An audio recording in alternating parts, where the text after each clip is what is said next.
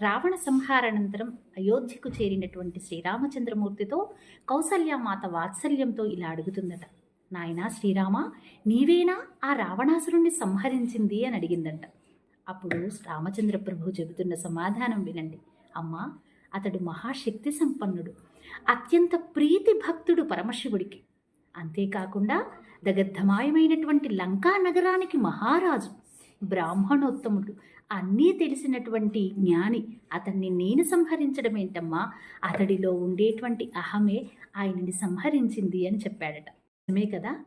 ఎవరికైనా సరే నేను అనేటువంటి ఆ ఒక్క చిన్న పదం లేకపోతే అంతా మనది అనుకున్నప్పుడు రామచంద్రుడిలాగా కీర్తింపబడతారు. నేను అనేటువంటి అహం ఎప్పుడైతే ఆవహిస్తుందో రావణ సంహారానికి మూలమైనట్టుగా వాళ్ళ వినాశనానికి వాళ్లే కారణమవుతారు. కాబట్టి నలుగురితో మంచిగా ఉండే ప్రయత్నం